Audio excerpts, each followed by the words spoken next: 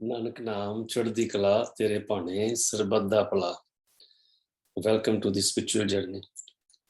ਦਰਸ਼ਨ ਸਾਗਰ ਆਪ ਸਭ ਜੀ ਦਾ ਬਹੁਤ ਬਹੁਤ ਧੰਨਵਾਦ ਕਿ ਤੁਸੀਂ ਇਸ ਮਹਾਰਾਜ ਦੀਆਂ ਕਥਾ ਨੂੰ ਸੁਣਦੇ ਹੋ, ਮਹਾਰਾਜ ਦੇ ਸਾਖੀਆਂ ਨੂੰ ਸੁਣਦੇ ਹੋ। ਕਹਿੰਦੇ ਕਿ ਜੇ ਸੁਣਨ ਵਾਲੇ ਨਹੀਂ ਹੋਣ, ਜੇ ਦੇਖਣ ਵਾਲੇ ਨਹੀਂ ਹੋਣ ਤੇ ਸੁਣਾਉਣ ਵਾਲੇ ਦਾ ਨਹੀਂ ਫਾਇਦਾ। ਸੋ ਆਪ ਸਭ ਜੀ ਦਾ ਬਹੁਤ ਬਹੁਤ ਧੰਨਵਾਦ।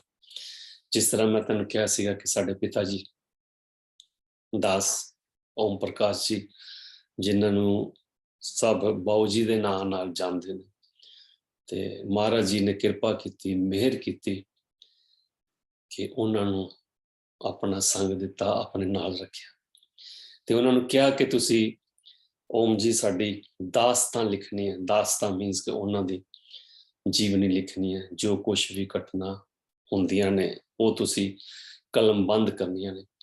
ਤੇ ਉਹਨਾਂ ਦੀ ਕਿਤਾਬ ਚੋਂ ਅੱਜ ਮੈਂ ਤੈਨੂੰ ਇੱਕ ਹੋਰ ਸਾਖੀ ਸੁਣਾਉਣ ਜਾ ਰਿਹਾ। ਤੁਸੀਂ ਉਹਨਾਂ ਦੀ ਫੋਟੋ ਪਿੱਛੇ ਮੇਰੇ ਦੇਖ ਰਹੇ ਹੋ।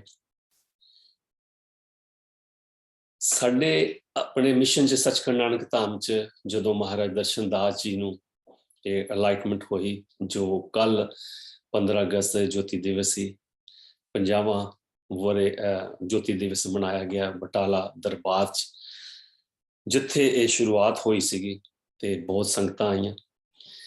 ਤੇ ਕੱਲ ਦੇ ਜੋ ਕੋਤਕ ਬਾਰੇ ਕੋਈ ਦੱਸ ਰਿਹਾ ਸੀਗਾ ਕਿ ਜੋ ਉੱਥੇ ਪ੍ਰੈਜ਼ੈਂਟ ਸੀਗੇ, ਕਹਿੰਦੇ ਸੀ ਕਿ ਸੰਗਤਾਂ ਹੁਮ ਹਮਾ ਕੇ ਬਹੁਤ ਦੂਰੋਂ ਆਈਆਂ ਸੀਗੀਆਂ, ਕਿਉਂਕਿ ਮਹਾਰਾਜ ਜੀ ਦਾ ਸਥਾਨ ਤੇ ਬਹੁਤ ਗਰਮੀ ਸੀਗੀ। ਤੇ ਹੁਣ ਗਰਮੀ ਦੇ ਵਿੱਚ ਗੁਰੂ ਮਹਾਰਾਜ ਜੀ ਨੇ ਦੇਖਿਆ ਕਿ ਸਾਡੀਆਂ ਸੰਗਤਾਂ ਗਰਮੀ 'ਚ ਬੇਹਾਲ ਨੇ, ਤੇ ਦੂਸਰਾ ਉਹਨਾਂ ਆਪਣੀ ਹਾਜ਼ਰੀ ਕਿ ਮੈਂ ਵੀ ਇਸ ਸਮਾਗਮ ਦੇ ਵਿੱਚ ਹਾਜ਼ਰ ਹਾਂ ਇਹ ਦੱਸਣ ਵਾਸਤੇ ਉਹਨਾਂ ਨੇ ਇੱਕ ਖੇਲ ਖੇਡਿਆ। ਇੰਨੀ ਕੜਕਦੀ ਧੁੱਪ 'ਚ, ਗਰਮੀ 'ਚ ਇੱਕਦਮ ਬਾਦਲ ਆ ਗਏ। ਕਹਿੰਦੇ ਨੇ ਕਿ ਜਦੋਂ ਉਹ ਫਰਮਾਨ ਕਰਦੇ ਕਿ ਮੇਘੇ ਨੂੰ ਹੋਇਆ ਫਰਮਾਨ ਬਰਸੋ, ਕੀ ਕਹਿੰਦੇ ਆ, ਕਿਰਪਾਧਾਰ, ਤੇ ਮਹਾਰਾਜ ਜੀ ਨੇ ਵੀ ਸ਼ਬਦ ਲਿਖਿਆ ਬਰਸੋ ਰੇ, ਆਪਣਾ ਬੈਰੀ ਬਦਰੀਆ ਬਰਸੋ ਰੇ, ਇੱਕ ਸ਼ਬਦ ਆ ਮਹਾਰਾਜ ਜੀ ਨੇ ਰਚਨਾ ਕੀਤੀ ਹੈ। ਜਦੋਂ ਮੇਘ ਰਾਗ 'ਚ ਉਹ ਗਾਉਂਦੇ ਨੇ ਤੇ ਬਿਨ ਬਰਸਾਤ ਤੋਂ ਬਰਸਾਤ ਹੋ ਜਾਂਦੀ ਹੈ। ਔਰ 15 ਅਗਸਤ ਕੱਲ ਦੇ ਦਿਨ ਤੇ ਵੀ ਇਹੋ ਹੀ ਹੋਇਆ ਕਿ ਮੂਸਲਾਧਾਰ ਉੱਥੇ ਵਰਖਾ ਹੋਈ। ਇੰਨਾ ਕਿ ਵਰਖਾ ਹੋਈ ਘੰਟੇ ਡੇਢ ਘੰਟੇ ਦੇ ਵਿੱਚ ਕਿ ਬਹੁਤ ਜ਼ਿਆਦਾ ਪਾਣੀ ਜਿਹੜਾ ਆਪਣਾ ਡੇਰਾ ਸਾਹਿਬ 'ਚ ਆ ਗਿਆ। ਤੇ ਉਸ ਤੋਂ ਬਾਅਦ ਸਭ ਕੁਝ ਬੰਦ ਹੋ ਗਿਆ, ਸਾਰਾ ਵੈਦਰ ਠੀਕ ਹੋ ਗਿਆ, ਸਤਸੰਗ ਹੋਇਆ, ਸੰਗਤਾਂ ਨੇ ਆਨੰਦ ਲਿਆ। ਇਹ ਹਰ 15 ਅਗਸਤ ਨੂੰ ਤਕਰੀਬਨ ਹੁੰਦਾ। ਜਦੋਂ ਮਹਾਰਾਜ ਜੀ ਨੇ ਸ਼ੁਰੂਆਤ ਕੀਤੀ ਮਿਸ਼ਨ ਦੀ, ਤੇ ਇਹ ਹੈ ਕਿ ਫਿਰ ਰੱਬ ਕਹਿੰਦੇ ਆ ਕਿ ਆਪਣੇ ਆਪ ਨੂੰ ਦੇਖਣ ਵਾਸਤੇ ਆਪਣੇ ਪਿਆਰਿਆਂ ਨੂੰ ਬਣਾਉਂਦਾ। ਜਿਸ ਤਰ੍ਹਾਂ ਧਰਤੀ ਤੇ ਉਹਨੇ ਆਪਣੇ ਕੀ ਕਹਿੰਦੇ ਆ ਪਿਆਰੇ ਭੇਜੇ, ਜਿਹਨਾਂ ਤੋਂ ਗੁਰੂ ਸਾਹਿਬਾਨ ਵੀ ਕਹਿ ਸਕਦੇ ਹੋ। ਕਿ ਰੱਬ ਖੁਦ ਆ ਕੇ ਨਹੀਂ ਦੇਖਦਾ, ਉਹ ਆਪਣਾ ਰੂਪ ਭੇਜਦਾ ਕਿਉਂਕਿ ਉਹਨੂੰ ਚੰਗਾ ਲੱਗਦਾ। ਕਹਿੰਦੇ ਆ ਕਿ ਜੇ ਕੌਣ पूछता था मेरी बंदगी से पहले तुझे, है खुदा मुझे दुआ दे कि मैंने तुझे खुदा बनाया। अगर कहते हैं कि लंगर लगन ते लंगर छकन वाले नहीं होणगे ते फिर लंगर का फायदा नहीं। लंगर उत्थे ही लगणगे जिथे छकन वाले होणगे। ते जे कहते गुरु है, दर हैगा ते दर ते आने वाले श्रद्धालु नहीं ते फिर दर नहीं। इस तरह ही रब अपने आप ਨੂੰ ਦੇਖਣ ਵਾਸਤੇ ਤੇ ਸੰਗਤਾਂ ਦਾ ਸੰਗਠਨ ਕਰਦਾ ਤੇ ਉਹਦੇ ਚੋਂ ਆਪਣਾ ਆਪ ਦੇਖਦਾ। ਜਦੋਂ ਮਹਾਰਾਜ ਜੀ ਨੂੰ ਮਿਸ਼ਨ ਮਿਲਿਆ, ਮਹਾਰਾਜ ਜੀ ਨੇ ਸ਼ੁਰੂਆਤ ਕੀਤੀ ਤੇ ਸਭ ਤੋਂ ਪਹਿਲਾਂ ਮਿਸ਼ਨ ਦੇ ਵਿੱਚ ਉਹਨਾਂ ਨੇ ਜੋ ਬਾਬਾ ਜੀ ਬਣਾਏ ਉਹ ਸਨ ਬਾਬਾ ਜੀ ਓਮ ਜੀ। ਬਾਬਾ ਓਮ ਜੀ ਦਾ ਬਾਅਦ ਚ ਮਹਾਰਾਜ ਜੀ ਨੇ ਨਾਮ ਵੀ ਚੇਂਜ ਕਰ ਦਿੱਤਾ, ਬਾਬਾ ਸੁੰਦਰ ਦਾਸ ਜੀ। ਅੱਜ ਮੈਂ ਤੁਹਾਨੂੰ ਉਹਨਾਂ ਦੀ ਜੀਵਨੀ ਜੀਵਨ ਕਥਾ ਸੁਣਾਉਣ ਜਾ ਰਿਹਾ ਕਿ ਜੋ ਸਾਡੇ ਪਿਤਾ ਜੀ ਨੇ ਕਲਮ ਬੰਦ ਕੀਤੀ ਉਹਨਾਂ ਕੋਲੋਂ ਪੁੱਛ ਕੇ ਉਸ ਟਾਈਮ ਤੇ। ਬਾਬਾ ਓਮ ਜੀ ਦਾ ਜਨਮ 1942 1942 ਦੇ ਵਿੱਚ ਜੰਮੂ ਰਿਆਸਤ ਦੇ ਸ਼ਹਿਰ ਦੇ ਵਿੱਚ ਕਿਤੇ ਹੋਇਆ ਸੀਗਾ, ਤੇ ਘਰ ਵਿੱਚ ਕਾਫੀ ਗਰੀਬੀ ਸੀ। ਅਸੀਂ ਸਾਰੇ ਇਸ ਦੌਰ ਚੋਂ ਗੁਜ਼ਰ ਚੁੱਕੇ ਹਾਂ, ਤੇ ਗਰੀਬੀ ਹੋਣ ਕਰਕੇ ਉਹ ਆਪਣੀ ਐਜੂਕੇਸ਼ਨ ਵੀ ਨਹੀਂ ਲੈ ਸਕੇ, ਮੀਨਸ ਪੜ੍ਹਾਈ ਨਹੀਂ ਕਰ ਸਕੇ। ਇਹ ਬਹੁਤ ਜ਼ਿਆਦਾ ਇੰਡੀਆ ਦੇ ਵਿੱਚ ਹੈਗਾ ਕਿ ਮਾਂ-ਬਾਪ ਦਾ ਸਹਾਰਾ ਬਣਨ ਵਾਸਤੇ ਬੱਚਿਆਂ ਨੂੰ ਆਪਣੇ ਕੀ ਕਹਿੰਦੇ ਆ ਪੜ੍ਹਾਈ ਦੀ ਕੁਰਬਾਨੀ ਕਰਨੀ ਪਈ, ਔਰ ਹੁਣ ਵੀ ਪੈ ਰਹੀ ਹੈ, ਕਿਉਂਕਿ ਬੱਚਿਆਂ ਦਾ ਧਰਮ ਹੈ ਕਿ ਮਾਂ-ਬਾਪ ਦੀ ਸੇਵਾ ਕਰਨਾ, ਮਾਂ-ਬਾਪ ਦਾ ਕਹਿਣਾ ਮੰਨਣਾ ਤੇ ਆਪਣੇ ਫਿਊਚਰ ਨੂੰ ਭੁੱਲ ਜਾਣਾ। ਕਿਸੇ ਵੇਲੇ ਸਰਕਮਸਟੈਂਸਸ ਇਦਾਂ ਦੇ ਹੁੰਦੇ। ਸੇਮ ਸਰਕਮਸਟੈਂਸਸ ਬਾਬਾ ਜੀ ਓਮ, ਜਿਨ੍ਹਾਂ ਨੂੰ ਓਮ ਜੀ ਕਹਿੰਦੇ ਸੀ, ਉਹਨਾਂ ਦੇ ਹੋਏ ਕਿ ਗਰੀਬੀ ਸੀਗੀ, ਪੜ੍ਹ ਨਹੀਂ ਸਕੇ, ਮਜ਼ਦੂਰੀ ਕਰਦੇ ਸੀ ਕਿ ਘਰ ਦਾ ਖਰਚਾ ਪਾਣੀ ਚਲਾਉਣਾ। ਉੱਥੇ ਇੰਨੀ ਜ਼ਿਆਦਾ ਇਨਕਮ ਨਹੀਂ ਸੀ ਤੇ ਉਹਨਾਂ ਨੇ ਫੈਸਲਾ ਕੀਤਾ ਕਿ ਅਸੀਂ ਪੰਜਾਬ 'ਚ ਮੂਵ ਹੋ ਜਾਈਏ। ਬਾਬਾ ਜੀ ਜਲੰਧਰ ਸ਼ਹਿਰ ਦੇ ਵਿੱਚ ਕੈਂਪ ਨਾਮ ਦੀ ਜਗ੍ਹਾ ਹੈ, ਉੱਥੇ ਮੂਵ ਹੋ ਗਏ। ਤੇ ਪਹਿਲੋਂ ਕੀ ਹੁੰਦਾ ਸੀਗਾ ਕਿ ਤੁਹਾਨੂੰ ਪੁੱਛਿਆ ਨਹੀਂ ਜਾਂਦਾ ਸੀ ਕਿ ਤੂੰ ਵਿਆਹ ਵਾਸਤੇ ਤਿਆਰ ਆ ਜਾਂ ਨਹੀਂ। ਜਦੋਂ ਮਾਂ-ਬਾਪ ਨੇ ਚਾਹਿਆ, ਮਨ 'ਚ ਆ ਗਿਆ, ਕਿਸੇ ਨੇ ਕੋਈ ਕੁੜੀ ਦਿਖਾਤੀ ਤੇ ਵਿਆਹ ਕਰਤਾ। ਤੇ ਇਦਾਂ ਹੀ ਬਾਬਾ ਓਮ ਜੀ ਨਾਲ ਵੀ ਹੋਇਆ, ਉਹਨਾਂ ਦਾ ਵੀ ਵਿਆਹ ਛੋਟੀ ਉਮਰ 'ਚ ਕਰ ਦਿੱਤਾ ਗਿਆ। ਹੁਣ ਇੱਕ ਘਰ ਦੀ ਜ਼ਿੰਮੇਵਾਰੀ, ਇੱਕ ਨਾਲ ਪਤਨੀ, ਡਬਲ ਜ਼ਿੰਮੇਵਾਰੀ ਹੋ ਗਈ। ਬਾਬਾ ਜੀ ਨੂੰ ਗਾਣ ਦਾ ਸ਼ੌਂਕ ਸੀਗਾ, ਲੀਡਿੰਗ ਸਿੰਗਰ ਨਹੀਂ ਸੀਗੇ, ਕਹਿ ਲਓ ਕਿ ਸਾਈਡ ਸਿੰਗਰ ਜਾਂ ਨਾਲ ਸਾਥ ਦੇਣ ਵਾਲੇ ਕੋ ਸਿੰਗਰ ਕਹਿ ਲਓ। ਉਸ ਵੇਲੇ ਦੇ ਮਸ਼ਹੂਰ ਸਿੰਗਰ ਹੁੰਦੇ ਸੀਗੇ, ਮੈਨੂੰ ਉਹਨਾਂ ਦਾ ਇੰਨਾ ਨਾਮ ਨਹੀਂ ਯਾਦ, ਪਰ ਜੱਗਾ ਜਿਹਦੇ ਨਾਂ ਨਾਲ ਮੇਰਾ ਖਿਆਲ ਕਿਆ ਉਹਨਾਂ ਨੂੰ ਸੰਬੋਧਨ ਕੀਤਾ ਜਾਂਦਾ ਸੀ, ਉਹ ਰੇਡੀਓ ਟੀਵੀ ਤੇ ਮੇਰਾ ਜਲੰਧਰ ਗਾਇਆ ਕਰਦੇ ਸੀਗੇ। ਤੇ ਬਾਬਾ ਜੀ ਨੂੰ ਵੀ ਉਹਨਾਂ ਦੇ ਨਾਲ ਗਾਉਣ ਦਾ ਮੌਕਾ ਮਿਲਿਆ।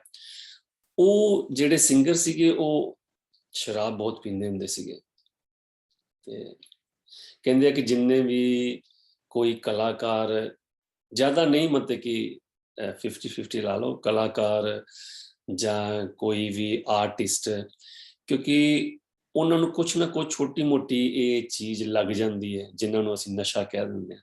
ਇਸ ਤਰ੍ਹਾਂ ਉਹਨਾਂ ਨੂੰ ਵੀ ਇਹ ਨਸ਼ੇ ਦੀ ਆਦਤ ਸੀਗੀ, ਆਰਟਿਸਟ ਸੀਗੇ, ਲੋਕੀ ਸੁਣਦੇ ਸੀਗੇ।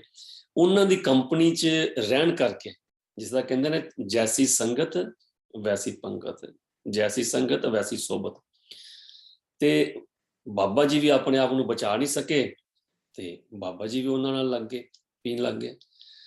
ਇਹ ਹੋਇਆ ਜੀ ਕਿ ਪੀਂਦੇ ਪੀਂਦੇ ਜਿਹੜੇ ਕੀ ਕਹਿੰਦੇ ਆ ਚੇਲਾ ਸੀਗਾ, ਉਹ ਉਸਤਾਦ ਨਾਲੋਂ ਵੀ ਅੱਗੇ ਨਿਕਲ ਗਿਆ ਕਿ ਬਾਬਾ ਜੀ ਉਹਨਾਂ ਨਾਲੋਂ ਵੀ ਜ਼ਿਆਦਾ ਪੀਣ ਲੱਗ ਪਏ।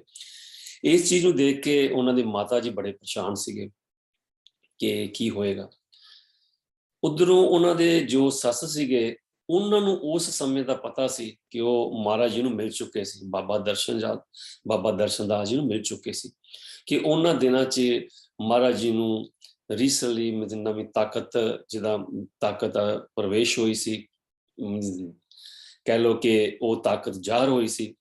ਤੇ ਮਹਾਰਾਜ ਜੀ ਜੋ ਕਹਿੰਦੇ ਸੀਗੇ, ਜੋ ਦਿਖਦੇ ਸੀ, ਸਭ ਕੁਝ ਲੋਕਾਂ ਨੂੰ ਦੱਸ ਦਿੰਦੇ ਸੀਗੇ। ਤੇ ਕਾਫੀ ਲੋਕੀ ਜਲੰਧਰ ਮਾਸੀ ਜੀ ਦੇ ਘਰ, ਜਿੱਥੇ ਮਹਾਰਾਜ ਜੀ ਰਹਿੰਦੇ ਸੀਗੇ, ਉੱਥੇ ਆਉਂਦੇ ਹੁੰਦੇ ਸੀਗੇ ਆਪਣੀਆਂ ਵੱਖਰੀਆਂ ਪ੍ਰੋਬਲਮ ਲੈ ਕੇ। ਕਿਸੇ ਨੂੰ ਘਰ ਦੀ ਪ੍ਰੋਬਲਮ, ਕਿਸੇ ਨੂੰ ਪੜ੍ਹਾਈ ਦੀ ਪ੍ਰੋਬਲਮ, ਕਿਸੇ ਨੂੰ ਕੰਮ ਦੀ ਪ੍ਰੋਬਲਮ। ਸੰਸਾਰ, ਗੁਰੂ ਨਾਨਕ ਦੇਵ ਜੀ ਨੇ ਕਿਹਾ, ਦੁੱਖਾਂ ਦਾ ਭਰਿਆ ਹੋਇਆ ਤੇ ਕੋਈ ਵੀ ਸੁਖੀ ਨਹੀਂ ਹੈ, ਚਾਹੇ ਅਮੀਰ ਹੈ ਗਰੀਬ ਹੈ। ਤੇ ਮਹਾਰਾਜ ਜੀ ਉਸ ਵੇਲੇ ਜਿਸ ਤਰ੍ਹਾਂ ਹੁਣ ਥੋੜਾ ਜਿਹਾ ਕਰਕੇ ਤੇ ਮਹਾਰਾਜ ਜੀ ਛੱਡ ਦਿੰਦੇ, ਬਾਕੀ ਕਹਿੰਦੇ ਸੇਵਾ ਕਰੋ। ਉਸ ਟਾਈਮ ਤੇ ਮਹਾਰਾਜ ਜੀ ਇਦਾਂ ਨਹੀਂ ਕਿਹਾ ਕਰਦੇ, ਜਿਹੜਾ ਆਂਦਾ ਸੀ ਉਸੇ ਵੇਲੇ ਬਸ। ਉਸ ਤੋਂ ਬਾਅਦ ਜਿਹੜੇ ਪਿਆਰੇ ਸੀ ਉਹ ਨਾਲ ਲੱਗੇ ਰਹੇ, ਜਿਨ੍ਹਾਂ ਨੂੰ ਉਹ ਢੂੰਡਦੇ ਸੀਗੇ, ਲੱਭਦੇ ਸੀਗੇ। ਬਾਕੀ ਆਂਦੇ ਸੀ, ਮੁਰਾਦਾਂ ਲੈਂਦੇ ਸੀ, ਮੌਜਾਂ ਮਾਣਦੇ ਚਲੇ ਜਾਂਦੇ ਸੀ। ਤੇ ਉਹਨਾਂ ਦੀ ਸੱਸ ਵੀ ਉੱਥੋਂ ਮਹਾਰਾਜ ਜੀ ਕੋਲੋਂ ਹੋ ਕੇ ਆ ਚੁੱਕੇ ਸੀਗੇ। ਤੇ ਕੀ ਹੋਇਆ, ਇਹ ਦੁੱਖ ਦੇਖ ਕੇ ਜਦੋਂ ਉਹ ਗਏ ਬਾਬਾ ਜੀ ਕੋਲ, ਤੇ ਉਹਨਾਂ ਨੇ ਉਹਨਾਂ ਦੀ ਮਦਰ ਨੂੰ ਕਿਹਾ ਕਿ ਵੀ ਇਹਨਾਂ ਨੂੰ ਤੁਸੀਂ बाबा दर्शनदास जी को लैके आओ, वो सब कुछ ठीक कर देंगे। एक दिन हजूर साहब अपने की कहते हैं कि जलंधर शहर च मासी जी के घर बैठे सीगे ते बाबा जी उत्थे गए ते उन्हां दी जेड़े अपना माता जी सी उन्हें बेनती की थी कि मेरा मुंडा ये शराब बहुत पींदा ते इहनूं बहुत दारू की लत लग गई। महाराज जी ने अखां च अखां पाइयां, देखिया, उन्होंने पता लग गया सी कि साडा बंदा आ गया।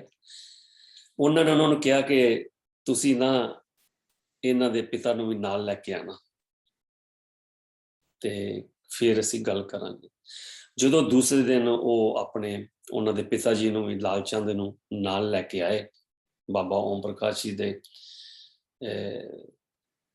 डैडी का नाम लालचंद सी, उन्होंने भी नाल लियाए ते उदों महाराज जी ने कहा कि भी तुसी अपने जो तुहाडे पिछे घर हुंदे सी पाकिस्तान च ते तुसी उत्थे पीरां नूं मनदे सी, पीरां दी जगह हैगी सी, तुसी उन्हां दी न्याज दिंदे सीगे ते उन्हां दा चिराग जगांदे सीगे ते तुसी हुण छड्ड दित्ता, इस करके ये प्रॉब्लम दा तुहानूं सामना करना पैंदा। पिता जी कहने लगे कि महाराज जी 1947 च जदों इंडिया पाकिस्तान दा डिवीजन होई सी, बंटवारा होया सी ते असीं सब इधर आ गए, घर बार उत्थे रह गए ते असीं सोचिया कि भी हुण जद घर ही उत्थे चले गए ते हुण असीं किहदी नवाज न्याज देनी है, किहदा चिराग जगाना, कि वो चीज़ां उत्थे ही रह गईयां। इस करके असीं कुछ नहीं कीता। महाराज जी ने बाबा जी नूं अंदर बुलाया, अपने रूम च बुलाया, कल्लियां बुलाया ते उत्थे बाबा जी ने कोई इहो जिहा महाराज जी नूं अपने वल्लों कीता कौतक कि ये बच्चा जिहा हैगा वा ते मैनू की दसेगा, मैनू की ठीक करेगा। ते बाबा जी को थोड़ा जिहा ऑलरेडी कोई इलम ज्ञान होना। बाबा जी ने, मैं इत्थे व्याख्यान नहीं कर सकदा, बाबा जी ने वो महाराज जी नूं सामने कीता। महाराज जी ने देखिया, महाराज जी ने उस तो बाद इहो जिहा एक होर की कहंदे नैले ते दैला महाराज जी ने कीता, उस तो ज़्यादा कोई उन्हां नूं वो चीज़ दिखाई कीती ते वो हैरान हो गए कि ये ते इंपॉसिबल है। महाराज दे अखां च अखां पाइयां, जदों देखिया ते कहंदे ने इहो ही है जिहड़ा मेरी जिंदगी, मेरी बेड़ी बन्ने ला सकदा। ते बाबा जी ढह के महाराज दे चरनी पै गए। उस वेले असीं भी छोटे छोटे हुंदे सी, जदों असीं मिले सी ते आम जिन्ने भी सेवक महाराज जी नूं नहीं जानदे सी, बाबा जी नूं जानदे सी, वो इहो ही सोचदे हुंदे सी, मैं खुद सोचदा हुंदा सी कि जेड़े ओम बाबा जी ने वो वड्डे बाबा जी ने ते जेड़े महाराज जी ने दर्शनदास जी वो छोटे बाबा जी ने। कि महाराज जी स्लिम ट्रिम हैंडसम यंग, कोई चीज़ ही इहो जी नहीं सी कि जेड़ी तुसीं कह सको कि बाबा हो सकदा। ते बाबा जी ओम जी च इहो जिहा लुक सीगे ते लाचा लांदे हुंदे सी, कुर्ता पांदे हुंदे सी, पता लगदा हाँ भी ये कोई संत हो सकदा जां पीर हो सकदा। कोई लाचा लाना, कुर्ता पाना ते स्टाइल भी उन्हां दा इदां दा सी। ते हर कोई जदों कोई नवां आंदा हुंदा सी, पहलों उन्हां नूं मत्था टेकदा हुंदा सी, महाराज नूं मत्था नहीं टेकदा हुंदा सी। वो सोचदे शायद इन्हां दा कोई सैकटरी जां नाल कोई इन्हां दा असिस्टेंट होना। इस करके जदों उन्हां ने पछाण लिया कि इहो ही मेरा राहगीर है, इहो ही मेरी बेड़ी बन्ने ला सकदा, ते उन्हां ने मत्था टेकता। उस तो बाद जिहड़ी अपनी बाबा लाल जी दी अपना की कहंदे आ, बाबा जी ओम जी जिहड़े कि महाराज जी नूं अपना मुरशद मन के उन्हां दी सेवा करन लग पे, उन्हां दे कोल आना जाना शुरू कर दिता। ते महाराज जी नूं पता सी कि ये साडे हीरे हैगे आ, जिद्दां मैं अगे भी कहा कि महाराज जी वो कहंदे कि असीं थां थां ते शहरां च, मुल्कां च, प्रदेशां च इस करके नहीं जांदे कि असीं उत्थे जाके कोई हजूम इकट्ठा करना, ਅਸੀਂ ਆਪਣੇ ਪਿਆਰਿਆਂ ਨੂੰ ਲੱਭਣ ਜਾਂਦੇ ਆ, ਆਪਣੇ ਮਨ ਦੇ ਜਿਹੜੀ ਮਾਲਾ ਦੇ ਮਣਕੇ ਉਹਨੂੰ ਲੱਭਣ ਜਾਂਦੇ ਆ ਜਿਹੜੇ ਪਿੱਛੋਂ ਦੇ ਵਿਛੜੇ ਹੋਏ ਆ। ਇਸ ਲਈ ਉਹਨਾਂ ਨੂੰ ਬਾਬਾ ਓਮ ਜੀ ਵੀ ਉਹਨਾਂ ਦੀ ਮਾਲਾ ਦਾ ਇੱਕ ਮਣਕਾ ਮਿਲ ਗਿਆ। ਇਸ ਤੋਂ ਬਾਅਦ ਮਹਾਰਾਜ ਜੀ ਨੇ ਉਹਨਾਂ ਨੂੰ ਜਲ ਪਿਆਇਆ ਤੇ ਸਿਰ ਤੇ ਹੱਥ ਰੱਖਿਆ ਤੇ ਕਿਹਾ, ਜਾਓ, ਜਾ ਕੇ ਤੁਸੀਂ ਆਪਣੇ ਘਰ ਪੀਰਾਂ ਦਾ ਚਿਰਾਗ ਜਗਾਇਆ ਕਰੋ ਤੇ ਉਹਨਾਂ ਦਾ ਨਿਆਜ਼ ਕਰਿਆ ਕਰੋ, ਗਰੀਬਾਂ ਨੂੰ ਭੋਜਨ ਖਵਾਇਆ ਕਰੋ ਤੇ ਹਰ ਮਹੀਨੇ ਦਾ ਜਿਹੜਾ ਪਹਿਲਾ ਐਤਵਾਰ ਆਵੇ ਉਦੋਂ ਘਰ ਭੰਡਾਰਾ ਕਰਿਆ ਕਰੋ, ਲੰਗਰ ਲਾਇਆ ਕਰੋ ਤੇ ਕੀਰਤਨ ਦਰਬਾਰ ਕਰਿਆ ਕਰੋ। ਬਾਬਾ ਓਮ ਜੀ ਨੂੰ ਵੀ ਹਜ਼ੂਰ ਮਹਾਰਾਜ ਦੀ ਕਾਫੀ ਲਗਨ ਲੱਗ ਗਈ, ਆਣਾ ਜਾਣਾ ਸ਼ੁਰੂ ਹੋ ਗਿਆ ਤੇ ਮਹਾਰਾਜ ਦੀ ਮਸਤੀ ਦੇ ਵਿੱਚ ਦੁਨੀਆਦਾਰੀ ਨੂੰ ਹੀ ਭੁਲਾ ਬੈਠੇ।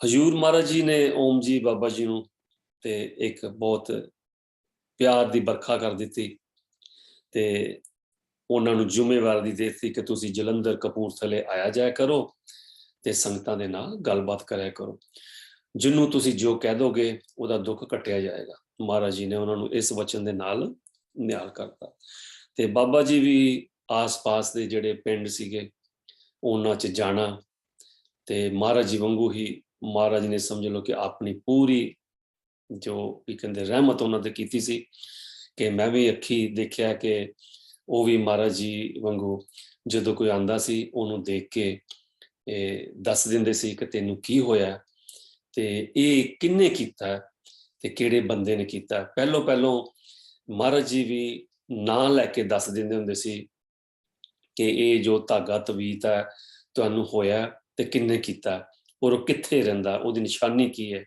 ਈਵਨ ਕਿ ਉਹਨਾਂ ਨੂੰ ਅੱਖਾਂ ਬੰਦ ਕਰਕੇ ਦਿਖਾ ਵੀ ਦਿੰਦੇ ਹੁੰਦੇ ਸੀ ਕਿ ਉਹ ਕੌਣ ਬੰਦਾ। ਤੇ ਇਸ ਤਰ੍ਹਾਂ ਇੱਕ ਦੋ ਪ੍ਰੋਬਲਮਾਂ ਆਈਆਂ ਕਿ ਪਰਿਵਾਰ ਦੇ ਵਿੱਚ ਪ੍ਰੋਬਲਮ ਹੋ ਗਈ, ਲੜਾਈ ਝਗੜਾ ਹੋ ਗਿਆ। ਉਸ ਤੋਂ ਬਾਅਦ ਮਹਾਰਾਜ ਜੀ ਨੇ ਬੰਦ ਕਰਤਾ। ਈਵਨ ਕਿ ਪਹਿਲੋਂ ਕਿਸੇ ਦੀ ਚੋਰੀ ਹੋ ਜਾਂਦੀ ਸੀਗੀ ਜਾਂ ਗਵਾਚ ਜਾਂਦਾ ਸੀ, ਉਹ ਵੀ ਆ ਕੇ ਮਹਾਰਾਜ ਨੂੰ ਪੁੱਛਦੇ ਸੀ ਤਾਂ ਮਹਾਰਾਜ ਜੀ ਦੱਸ ਦਿੰਦੇ ਸੀ। ਸੇਮ ਬਾਬਾ ਜੀ ਵੀ ਕਰਦੇ ਹੁੰਦੇ ਸੀ। ਤੇ ਇਸ ਮਸਲੇ 'ਚ ਵੀ ਕਾਫੀ ਹੋਰ ਇਹਦੇ ਨਾਲ ਸਾਖੀਆਂ ਜਿਨ੍ਹਾਂ ਕਰਕੇ ਇਹ ਕੁਝ ਪ੍ਰੋਬਲਮ ਹੋਈਆਂ ਤੇ ਮਹਾਰਾਜ ਜੀ ਨੇ ਫਿਰ ਚੋਰੀ ਦਾ ਵੀ ਦੱਸ ਛੱਡ ਦਿੱਤਾ। ਕਿਉਂਕਿ ਉਸ ਟਾਈਮ ਤੇ ਇੱਥੋਂ ਤੱਕ ਇਹ ਵੀ ਹੁੰਦਾ ਸੀਗਾ ਕਿ ਜਿਹੜੇ ਪੁਲਿਸ ਵਾਲੇ ਸੀਗੇ, ਕਈਆਂ ਜਿਨ੍ਹਾਂ ਨੂੰ ਪਤਾ ਸੀਗਾ ਕਿ ਬਾਬਾ ਦਰਸ਼ਨ ਦਾਸ ਸਭ ਕੁਝ ਦੱਸ ਦਿੰਦਾ ਤੇ ਜਿਹੜੇ ਕੋਈ ਗੁੱਥੀਆਂ ਉਹਨਾਂ ਕੋਲ ਨਹੀਂ ਸੁਲਝਦੀਆਂ ਸੀਗੀਆਂ ਤੇ ਚੋਰ ਕੋ ਚੋਰੀ ਕਰ ਜਾਂਦੇ ਸੀਗੇ ਜਾਂ ਕੋਈ ਕੇਸ ਇਹੋ ਜਿਹੇ ਹੋ ਜਾਂਦੇ ਸੀ ਤੇ ਉਹ ਇਹਨਾਂ ਕੋ ਆ ਕੇ ਪੁੱਛ ਲੈਂਦੇ ਸੀ ਕਿ ਬਾਬਾ ਜੀ ਸਾਡੀ ਮਦਦ ਕਰੋ ਤੇ ਮਹਾਰਾਜ ਜੀ ਉਹਨਾਂ ਨੂੰ ਰਸਤਾ ਵੀ ਦੇ ਦਿੰਦੇ ਸੀਗੇ। ਇਸ ਤੋਂ ਬਾਅਦ ਮਹਾਰਾਜ ਜੀ ਨੇ ਮਨਾ ਕਰ ਦਿੱਤਾ।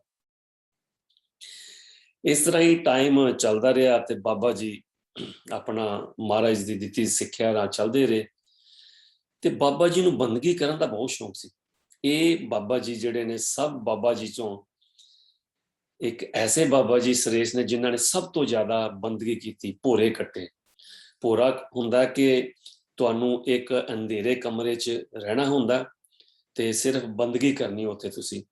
ਉੱਥੇ ਦੁਨੀਆਦਾਰੀਆਂ ਦੀਆਂ ਜਿਹੜੀਆਂ ਭੋਜਨ ਅਵਸਥਾ ਹੈਗੀ ਉਹ ਨਹੀਂ ਹੁੰਦੀ ਤੇ ਜਾਂ ਤਾਂ ਤੁਹਾਨੂੰ ਆਲੂ ਉਬਾਲ ਕੇ ਇੱਕ ਆਲੂ ਤੇ ਜਲ ਦਿੱਤਾ ਜਾਂਦਾ ਖਾਣ ਵਾਸਤੇ ਤੇ ਜਿਹੜਾ ਸਭ ਤੋਂ ਕਠਿਨ ਹੈਗਾ ਉਹ ਹੈਗਾ ਜੌਂ ਜਿਹੜੇ ਹੁੰਦੇ ਬਾਰਲੀ ਸੀਡ, ਉਹ ਥੋੜੇ ਜਿਹੇ ਰੱਖੇ ਜਾਂਦੇ ਜਿਨ੍ਹਾਂ ਨੂੰ ਤੁਸੀਂ ਥੋੜਾ ਜਿਹਾ 2-4 ਰੋਜ਼ ਦੇ ਲੈਣੇ ਆ ਤੇ ਪਾਣੀ ਪੀਣਾ ਤੇ ਬੰਦਗੀ ਕਰੀ ਜਾਣੀ ਤੇ ਕਿਸੇ ਦੇ ਵੀ ਮੱਥੇ ਨਹੀਂ ਲੱਗਣਾ ਤੇ ਨਾ ਤੁਹਾਨੂੰ ਕੋਈ ਦੇਖੇ ਨਾ ਤੁਸੀਂ ਕਿਸੇ ਨੂੰ ਮਿਲੋ। ਤੇ ਜਦੋਂ ਤੁਸੀਂ ਟੋਇਲਟ ਵਗੈਰਾ ਜਾਣਾ ਜਾਂ ਆਪਣੀ ਲੱਤਾਂ ਖੋਲਣੀਆਂ ਸਵੇਰੇ ਅਰਲੀ ਮਾਰਨਿੰਗ ਜਦੋਂ ਸਭ ਸੁੱਤੇ ਹੁੰਦੇ ਆ ਤੇ ਏਰੀਆ ਹੁੰਦਾ ਸੀ ਜਿੱਧਰ ਤੁਸੀਂ ਜਾਣਾ ਉਧਰਲੇ ਪਾਸੇ ਕੋਈ ਵੀ ਨਹੀਂ ਜਾਏਗਾ। ਸੋ ਤੁਸੀਂ ਉਸ ਪੂਰੀ ਬੰਦਗੀ ਦੇ ਟਾਈਮ ਤੇ 21 ਦਿਨ 31 ਦਿਨ 41 ਦਿਨ 51 ਦਿਨ ਤੁਸੀਂ ਕਿਸੇ ਬੰਦੇ ਨੂੰ ਦੇਖਣਾ ਨਹੀਂ ਸਵਾਏ ਭਗਤੀ ਤੋਂ। ਇਸ ਤਰ੍ਹਾਂ ਹੀ ਬਾਬਾ ਜੀ ਨੇ ਬਹੁਤ ਜ਼ਿਆਦਾ ਬੰਦਗੀ ਕੀਤੀ, ਭੋਰੇ ਕੱਟੇ।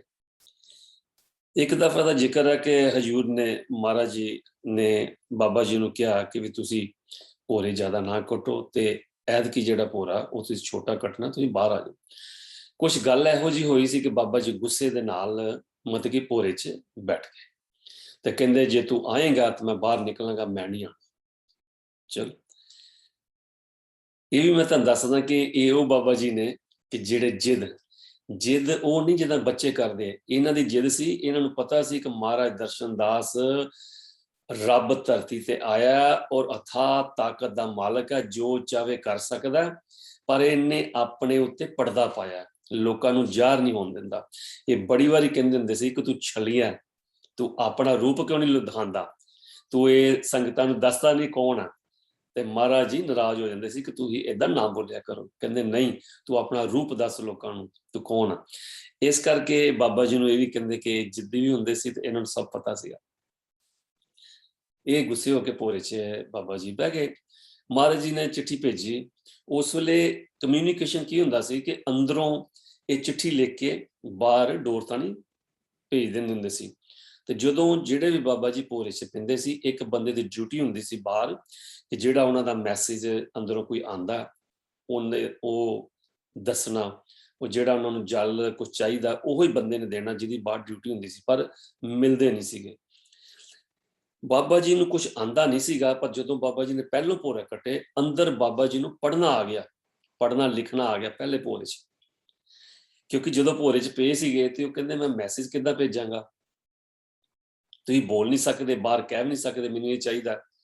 ਤੇ ਉਦੋਂ ਮਹਾਰਾਜ ਜੀ ਨੇ ਕਿਰਪਾ ਕੀਤੀ, ਕਹਿੰਦੇ ਤੂੰ ਭੋਰਾ ਕੱਟ, ਤੇਰੀ ਸਾਰੀ ਜਿਹੜੀ ਹੈ ਕੀ ਕਹਿੰਦੇ ਆ ਇਹ ਅੰਦਰ ਆਤਮਾ ਖੁੱਲ ਜਾਏਗੀ, ਤੈਨੂੰ ਪਤਾ ਲੱਗ ਜਾਏਗਾ। ਔਰ ਬਾਬਾ ਜੀ ਨੇ ਅੰਦਰ ਪੜ੍ਹਨਾ ਲਿਖਣਾ ਸਿੱਖ ਲਿਆ ਆਪੇ, ਆਪੇ ਨਹੀਂ, ਰੱਬ ਪੜ੍ਹਾਉਣ ਵਾਲਾ। ਤੇ ਬਾਬਾ ਜੀ ਨੇ, ਮਹਾਰਾਜ ਨੇ ਚਿੱਠੀ ਲਿਖ ਕੇ ਭੇਜੀ ਕਿ ਤੁਸੀਂ ਬਾਹਰ ਆ ਜਾਓ। ਬਾਬਾ ਜੀ ਕਹਿੰਦੇ ਮੈਂ ਨਹੀਂ ਆਣਾ, ਤੁਸੀਂ ਆਓਗੇ ਤੇ ਆਣਾ। ਫਿਰ ਮਹਾਰਾਜ ਜੀ ਖੇਡਾਂ ਖੇਡਦੇ ਆ। ਬਾਬਾ ਜੀ ਦਾ ਲੜਕਾ ਸੀ, ਇੱਕ ਲੜਕਾ ਤੇ ਇੱਕ ਲੜਕੀ ਸੀ। ਤੇ ਲੜਕਾ ਬਿਮਾਰ ਹੋ ਗਿਆ, ਕਾਫੀ ਹਾਲਤ ਖਰਾਬ ਹੋ ਗਈ। ਬਾਬਾ ਜੀ ਨੂੰ ਅੰਦਰ ਚਿੱਠੀ ਭੇਜੀ ਗਈ, ਤੁਹਾਡਾ ਬੱਚਾ ਬਹੁਤ ਨਾਜ਼ੁਕ ਹਾਲਤ 'ਚ ਹੈ, ਤੁਸੀਂ ਬਾਹਰ ਆ ਜਾਓ। ਬਾਬਾ ਜੀ ਨੇ ਭੇਜਿਆ, ਨਹੀਂ, ਜਿੰਨੇ ਦਿੱਤਾ ਉਹ ਆਪੇ ਇਹਦੀ ਰੱਖਿਆ ਕਰੇਗਾ। ਬਾਬਾ ਜੀ ਬਾਹਰ ਨਹੀਂ ਆਏ। ਹਜ਼ੂਰ ਨੂੰ ਪਤਾ ਲੱਗਾ। ਫਿਰ ਹਜ਼ੂਰ ਤੇ ਹਜ਼ੂਰ ਆ, ਜਦ ਉਹਨਾਂ ਕਿਹਾ ਮੈਂ ਨਹੀਂ ਆਣਾ, ਫਿਰ ਉਹ ਵੀ ਆਪਣਾ ਵਚਨ ਨਹੀਂ ਤੋੜਨਗੇ ਕਿ ਮੈਂ ਨਹੀਂ ਆਣਾ। ਨਾ ਹਜ਼ੂਰ ਆਏ, ਨਾ ਬਾਬਾ ਜੀ ਬਾਹਰ ਨਿਕਲਣ। ਫਿਰ ਕੀ ਸੀਗਾ ਕਿ ਮਹਾਰਾਜ ਜੀ ਕਹਿੰਦੇ ਕਿ ਸੰਗਤ ਮੇਰੀ 21 ਦਰਜੇ, ਕਿ ਮੇਰੇ ਤੋਂ ਵੀ ਵੱਡੀ ਮੇਰੀ ਸੰਗਤ ਹੈ। ਫਿਰ ਮਹਾਰਾਜ ਜੀ ਨੇ ਇੱਕ ਹੋਰ ਕੌਤਕ ਕੀਤਾ ਉਸ ਤੋਂ ਪਹਿਲਾਂ। ਕੌਤਕ ਕੀ ਕਿ ਥੋੜੀ ਸਿੱਖਿਆ ਦੇਣ ਵਾਸਤੇ, ਇੱਕ ਬਾਬਾ ਜੀ ਬਾਹਰ ਨਹੀਂ ਆਉਂਦੇ ਸੀ, ਜਿੱਦ ਕਰ ਰਹੇ ਸੀ। ਬਾਬਾ ਜੀ ਦਾ ਹੌਲੀ ਹੌਲੀ ਇੱਕ ਪਾਸਾ ਜਾਣਾ ਸ਼ੁਰੂ ਹੋ ਗਿਆ, ਜਿਹਨੂੰ ਕਹਿੰਦੇ ਅਧਰੰਗ। ਇੱਕ ਪਾਸਾ ਮਾਰਿਆ ਗਿਆ, ਫਿਰ ਥੱਲਿਓਂ ਪਾਸਾ ਮਾਰਿਆ ਗਿਆ, ਬਾਬਾ ਜੀ ਉਦਾਂ ਹੀ ਲੇਟੇ, ਉਹ ਵੀ ਬਾਹਰ ਨਹੀਂ ਆਏ, ਬੰਦਗੀ ਕਰਦੇ ਰਹੇ। ਫਿਰ ਕਹਿੰਦੇ ਕਿ ਗੁਰੂ ਚੇਲਾ, ਤੇ ਜੇ ਗੁਰੂ ਕਹਿੰਦੇ ਜਿਨ੍ਹਾਂ ਦੇ ਟੱਪਣੇ ਤੇ ਚੇਲੇ ਜਾਣ ਛੜਕ, ਜੇ ਗੁਰੂ ਸਾਡਾ ਵੱਡਾ, ਉਹਨਾਂ ਨੂੰ ਪਤਾ ਗੁਰੂ ਕੌਣ ਆ, ਉਹ ਵੀ ਕਹਿੰਦੇ ਮੈਂ ਵੀ ਨਹੀਂ ਆਣਾ ਬਾਹਰ। ਤੇ ਫਿਰ ਐਂਡ ਤੇ ਕੀ ਹੋਇਆ, ਹਜ਼ੂਰ ਮਹਾਰਾਜ ਜੀ ਨੇ ਚਿੱਠੀ ਲਿਖੀ। ਫਿਰ ਕਿਹਾ ਉਹਦੇ ਚਿੱਠੀ 'ਚ, ਮੈਂ ਆਪਣੇ ਨਾਲੋਂ ਵੱਡਾ ਮਾਨ ਤੈਨੂੰ ਦੇ ਰਿਹਾ, ਸੰਗਤ ਭੇਜੀ, ਆਪਣੀ ਗੱਡੀ ਦਿੱਤੀ, ਆਪਣੀ ਕਾਰ ਦੇ ਵਿੱਚ ਸੰਗਤ ਭੇਜੀ, ਨਾਲ ਚਿੱਠੀ ਭੇਜੀ ਕਿ ਤੂੰ ਹੁਣ ਬਾਹਰ ਆ ਜਾ। ਤੇ ਉਦੋਂ ਬਾਬਾ ਜੀ ਭੋਰੇ 'ਚੋਂ ਬਾਹਰ ਆਏ, ਸੇਵਕਾਂ ਨੇ ਕੱਢਿਆ, ਭੰਡਾਰਾ ਹੋਇਆ। ਤੇ ਬਾਬਾ ਜੀ ਦੇ ਨੂਰ ਤੇ ਮੈਨੂੰ ਪਤਾ ਉਸ ਵੇਲੇ ਬਹੁਤ ਜਲਾਲ ਸੀ, ਜਿਵੇਂ ਸੇਬ ਕਹਿੰਦੇ ਨੇ ਕਸ਼ਮੀਰੀ ਸੇਬ ਹੁੰਦਾ, ਏਦਾਂ ਮਤਲਬ ਕਿ ਨੂਰ, ਮਤਲਬ ਕਿ ਉਹਨਾਂ ਦਾ ਭਖਦਾ ਸੀ ਬੰਦਗੀ ਦੇ ਬਾਹਰੋਂ। ਪਰ ਪਾਸਾ ਗਿਆ ਹੋਇਆ ਸੀਗਾ। ਤੇ ਮਹਾਰਾਜ ਜੀ ਜਲੰਧਰ ਸੀ, ਪਰ ਉੱਥੇ ਨਹੀਂ ਆਏ। ਕੁੰਨਨ ਲਾਲ ਜੀ ਦੇ ਘਰ, ਕੁੰਨਨ ਲਾਲ ਜੀ ਕਰਾਰਖਾਂ ਮਹੱਲਾ, ਮਹਾਰਾਜ ਜੀ ਅਕਸਰ ਉੱਥੇ ਜਾਇਆ ਕਰਦੇ ਸੀ, ਗੱਦੀ ਭਗਤਾਇਆ ਕਰਦੇ ਸੀ, ਗੱਦੀ ਉੱਥੇ ਲੱਗੀ ਸੀ। ਤੇ ਫਿਰ ਉਹਨਾਂ ਨੇ ਉਹਨਾਂ ਨੂੰ ਉੱਥੇ ਬੁਲਾਇਆ, ਉੱਥੇ ਬੁਲਾ ਕੇ ਉਹਨਾਂ ਨੂੰ ਜੱਫੀ ਪਾਈ। ਜੱਫੀ ਪਾ ਕੇ ਫਿਰ ਉਸ ਰਾਤ ਬਾਬਾ ਜੀ ਨੂੰ ਆਪਣੇ ਨਾਲ ਸਵਾਇਆ, ਇਕੱਠੇ ਸੁੱਤੇ। ਤੇ ਦੂਸਰੇ ਦਿਨ ਬਾਬਾ ਜੀ ਠੀਕ ਹੋ ਗਏ। ਇਹ ਆਪੇ ਕਹਿੰਦੇ ਨਾ ਕਿ ਆਪਣਾ ਖੇਲ ਰਚਾਉਂਦਾ ਹੈ ਨਾ, ਤੇ ਆਪੇ ਹੀ ਸੇਵਕ ਨੂੰ ਵਡਿਆਈਆਂ ਦਿੰਦਾ ਹੈ। ਇਹਦੀ ਜਿਹੜੀ ਗੱਲ ਹੈ ਰੱਬ ਦੀ, ਅਸੀਂ ਨਹੀਂ ਸਮਝ ਸਕਦੇ। ਤੇ ਬਾਬਾ ਜੀ ਠੀਕ ਹੋ ਗਏ। ਹੁਣ ਗਾਂਹ ਫਿਰ ਬਾਬਾ ਜੀ ਨੂੰ ਡਿਊਟੀ ਦਿੱਤੀ ਗਈ ਕਿ ਤੁਸੀਂ ਡੇਰੇ ਵੀ ਆਇਆ ਜਾਇਆ ਕਰੋ, ਤੇ ਡੇਰੇ ਦੀ ਜਿਹੜੀ ਕੋਈ ਚੀਜ਼ ਬਣਾਉਣ ਵਾਲੀ ਹੈ, ਡੇਰੇ ਦੀ ਉਸਾਰੀ ਕਰੋ। ਕਿਉਂਕਿ ਜਦੋਂ ਬਟਾਲਾ ਡੇਰਾ ਸਾਹਿਬ ਲਏ ਸੀਗੇ, ਉੱਥੇ ਕਮਰਾ, ਇੱਕ ਸ਼ੈੱਡ ਵਾਂਗੂ ਸ਼ੈੱਡ ਪੈ ਗਿਆ ਸੀਗਾ, ਤੇ ਕਮਰਾ ਸੀਗਾ, ਬਾਕੀ ਸਭ ਖੁੱਲਾ ਸੀਗਾ। ਤੇ ਚਾਰਦੀਵਾਰੀ ਕਰਨ ਵਾਲੀ ਸੀ, ਗੇਟ ਲਾਉਣ ਵਾਲੇ ਸੀ, ਨਲਕਾ, ਕਾਫੀ ਕੁਛ ਕਰਨ ਵਾਲਾ ਸੀਗਾ। ਤੇ ਉਸ ਵੇਲੇ ਪੈਸੇ ਦੀ ਬਹੁਤ ਤੰਗੀ ਸੀ, ਕਿਉਂਕਿ ਸੇਵਕ ਵੀ ਜਿਹੜੇ ਆਉਂਦੇ ਸੀ, ਕੋਈ ਰੁਪਈਆ ਪਾਉਂਦਾ ਸੀ, ਕੋਈ 2 ਪਾਉਂਦੇ ਸੀ। ਉਹ ਮਹਾਰਾਜ ਜੀ ਕਦੀ ਪੈਸੇ ਨੂੰ ਹੱਥ ਨਹੀਂ ਲਾਉਂਦੇ ਸੀ, ਉੱਥੇ ਛੱਡ ਕੇ ਚਲੇ ਜਾਂਦੇ ਹੁੰਦੇ ਸੀ। ਬਾਕੀ ਜੋ ਆਉਂਦਾ ਸੀ ਸੇਵਕ, ਉਹਨਾਂ ਨਾਲ ਕੰਮ ਕਰਦੇ ਹੁੰਦੇ ਸੀ।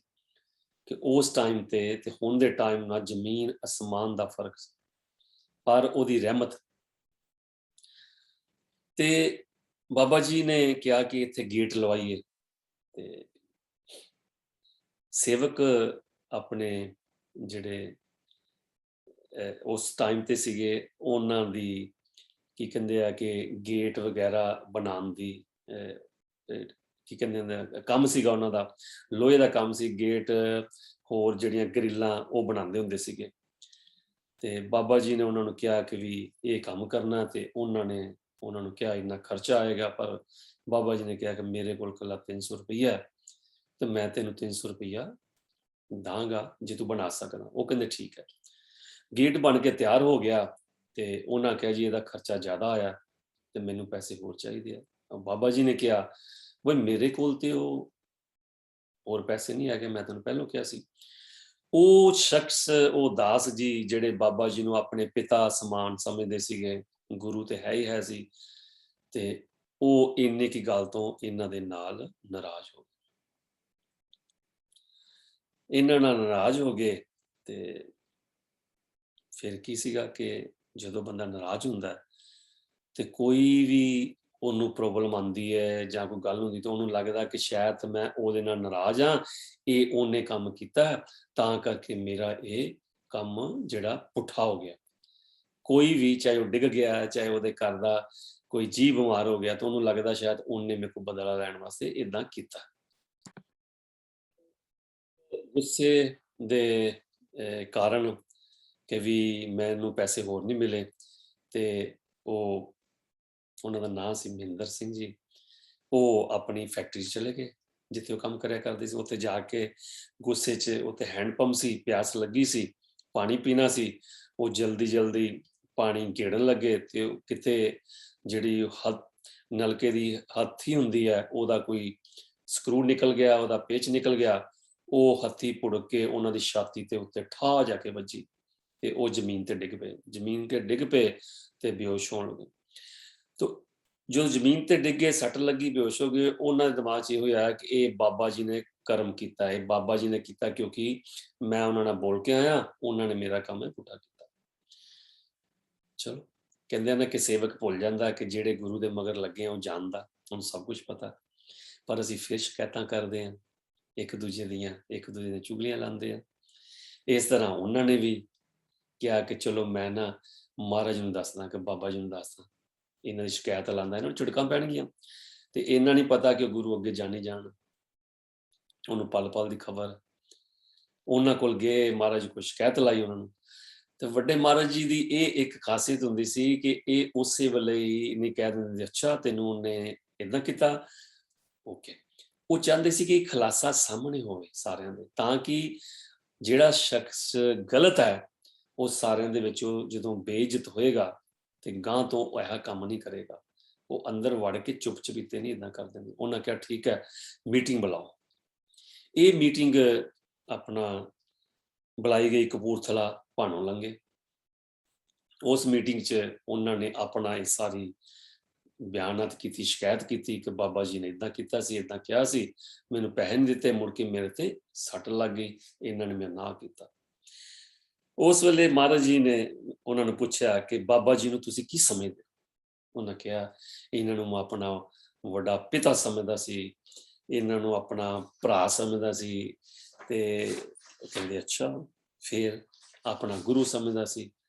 ਫਿਰ ਮਹਾਰਾਜ ਜੀ ਕਹਿੰਦੇ ਸਿਰਫ 200 ਰੁਪਏ ਪਿੱਛੇ ਤੁਸੀਂ ਗੁਰੂ ਵੀ ਭੁੱਲ ਗਏ, ਪਿਤਾ ਵੀ ਭੁੱਲ ਗਏ, ਤੇ ਆਪਣਾ ਦੋਸਤ ਵੀ ਭੁੱਲ ਗਏ। ਸਿਰਫ ਇਹੋ ਹੀ ਹੈ ਤੁਹਾਡੀ, ਕਿ ਪੈਸਾ ਹੀ ਤੁਹਾਡਾ ਸਭ ਕੁਝ ਹੈ। ਉਹ ਸਭ ਚੀਜ਼ਾਂ, ਸਭ ਰਿਸ਼ਤੇ ਨਾਤੇ 200 ਰੁਪਏ ਵਿੱਚ ਗੈਪ ਹੋ ਗਏ। ਫਿਰ ਮਹਾਰਾਜ ਜੀ ਕਹਿੰਦੇ ਨੇ ਕਿ ਲੈਸਨ ਦਿੰਦੇ, ਹਰ ਚੀਜ਼ ਚੰਗੀ ਮਾੜੀ ਜਦੋਂ ਹੁੰਦੀ ਆ, ਉਹਦੇ 'ਚ ਇੱਕ ਰਾਜ ਹੁੰਦਾ ਤੈਨੂੰ ਸਮਝਾਉਣ ਵਾਸਤੇ।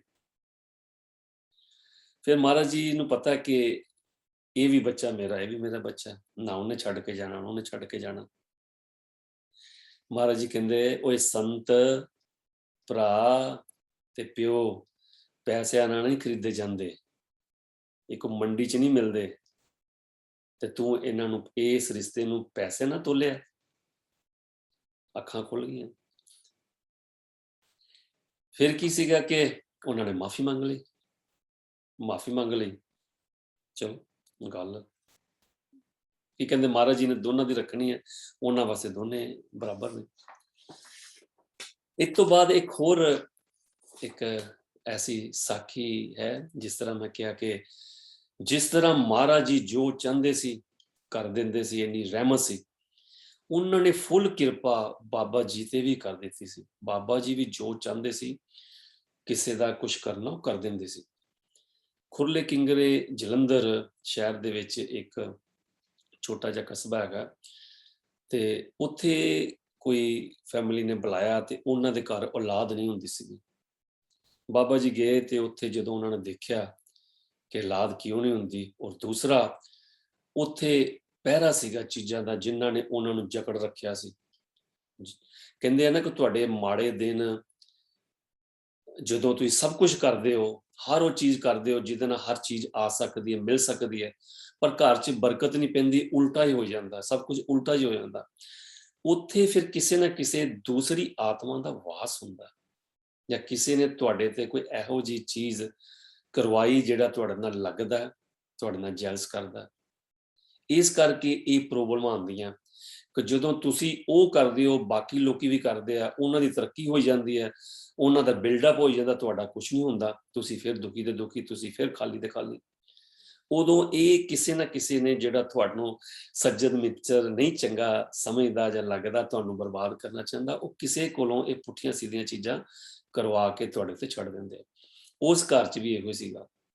ਜਦੋਂ ਬਾਬਾ ਜੀ ਨੇ ਦੇਖਿਆ, ਉਹਨੂੰ ਪਤਾ ਲੱਗ ਗਿਆ, ਪਰ ਬਾਬਾ ਜੀ ਇਹਨਾਂ ਚੀਜ਼ਾਂ ਤੋਂ ਨਹੀਂ ਡਰਦੇ ਸੀ, ਉਹ ਬਹੁਤ ਖੇਲ ਖੇਡਦੇ ਹੁੰਦੇ ਸੀ। ਉਹਨਾਂ ਨੇ ਕੀਤਾ, ਉਹਨਾਂ ਨੂੰ ਵਰ ਵਰਦਾਨ ਦਿੱਤੇ, ਉਹਨਾਂ ਚੀਜ਼ਾਂ ਨੂੰ ਆਪਣੇ ਕਾਬੂ 'ਚ ਕਰ ਲਿਆ ਕਿ ਇਹਨੂੰ ਸ਼ਾਂਤ ਹੋਣ ਨੂੰ। ਕੀ ਹੋਇਆ, ਉਹਨਾਂ ਦੇ ਘਰ ਬੱਚਾ ਹੋਇਆ। ਬਾਬਾ ਜੀ ਨੇ ਕਿਹਾ, ਜਾਓ ਤੁਹਾਡੇ ਘਰ ਬੱਚਾ ਹੋਏਗਾ, ਇਹ ਕੁਝ ਨਹੀਂ ਕਰ ਸਕਦੇ। ਉਹਨਾਂ ਘਰ ਬੱਚਾ ਹੋਇਆ, ਪੁੱਤਰ ਹੋਇਆ। ਪੁੱਤਰ ਹੋਇਆ, ਉਹਨਾਂ ਨੇ ਬਾਬਾ ਜੀ ਨੂੰ ਕਿਹਾ ਕਿ ਤੁਸੀਂ ਸਾਨੂੰ ਪੁੱਤਰ ਦਿੱਤਾ, ਅਸੀਂ ਤੁਹਾਨੂੰ ਦੁੱਧ ਦਿੰਦੇ ਹਾਂ। ਕਹਿੰਦੇ ਦੁੱਧ ਤੇ ਪੁੱਤਰ। ਉਹਨਾਂ ਨੇ ਆਪਣੀ ਮੱਝ ਜਿਹੜੀ ਸੀ ਬਾਬਾ ਜੀ ਨੂੰ ਦੇ ਦਿੱਤੀ। ਉਹ ਮੱਝ ਉਹ ਬਾਬਾ ਜੀ ਦੇ ਘਰ ਛੱਡ ਗਏ, ਅਸੀਂ ਤੁਹਾਨੂੰ ਖੁਸ਼ੀ 'ਚ ਇਹ ਦਿੱਤੀ।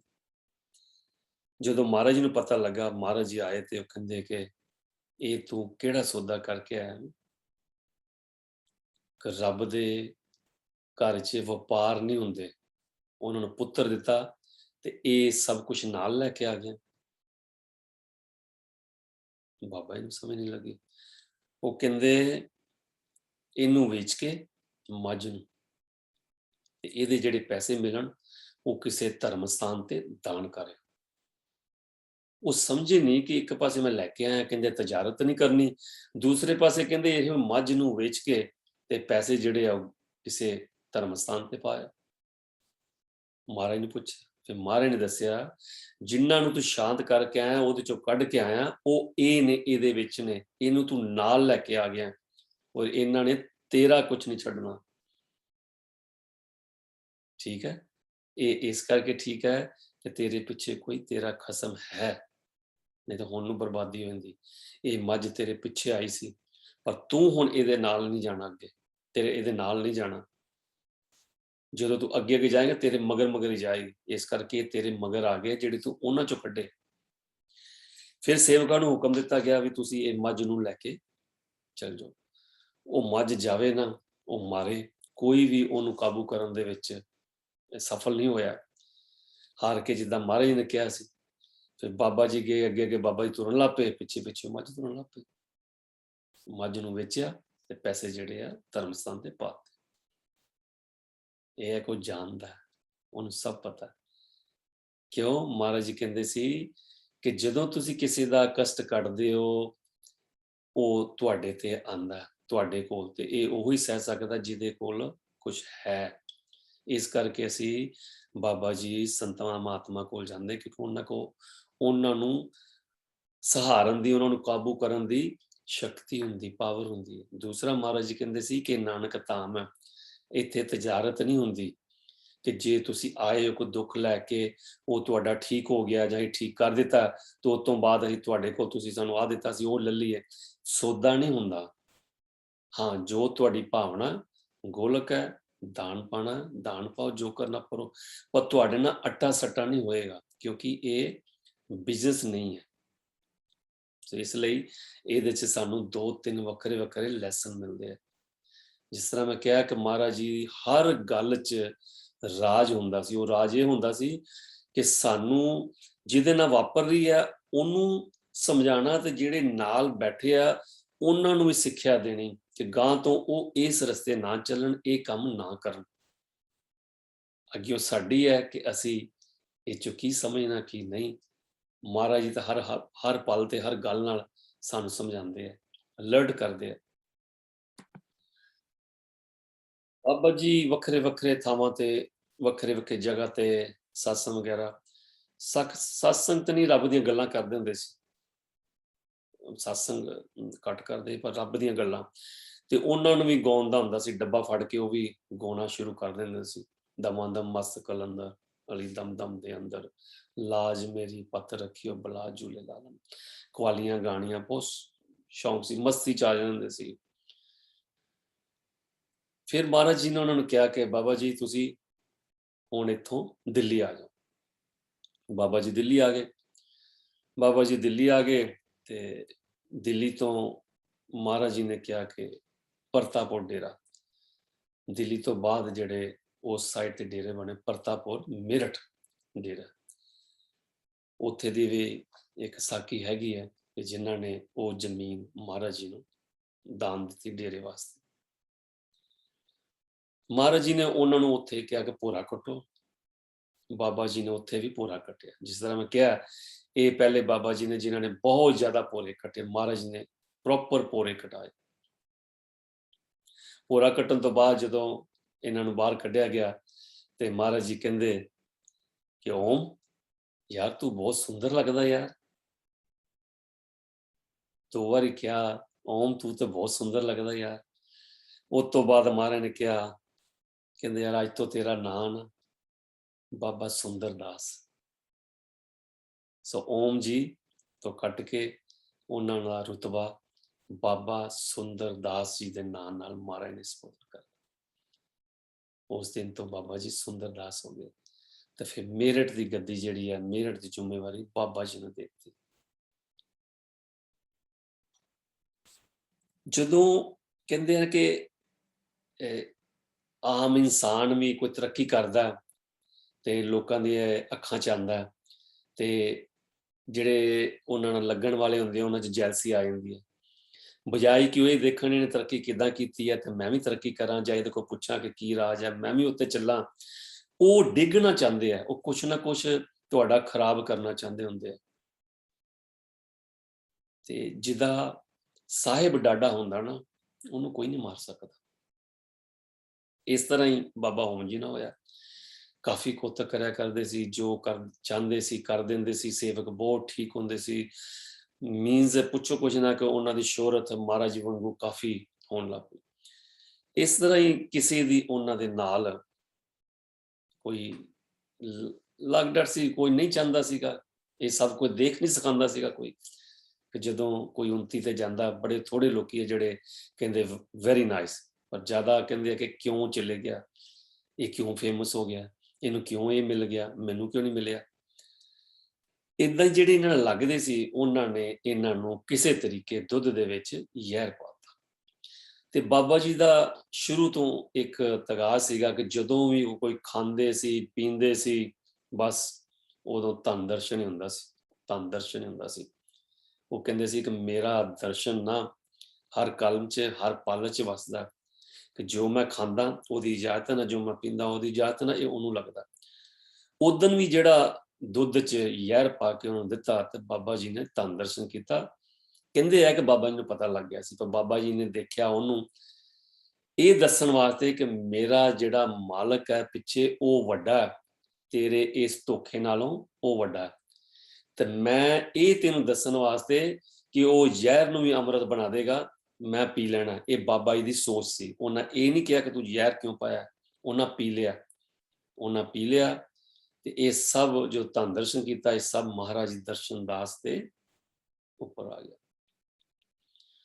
ਮੈਨੂੰ ਇੰਨਾ ਪਤਾ ਕਿ ਉਸ ਵੇਲੇ ਮਹਾਰਾਜ ਜੀ ਇੱਕਦਮ ਚੰਗੇ ਭਲੇ ਬੈਠੇ ਹੋਏ ਹੋਰ ਤਰ੍ਹਾਂ ਹੋ ਗਏ, ਜਿਵੇਂ ਬੰਦਾ ਸਿੱਖ ਹੋ ਜਾਂਦਾ, ਬਿਮਾਰ ਹੋ ਜਾਂਦਾ।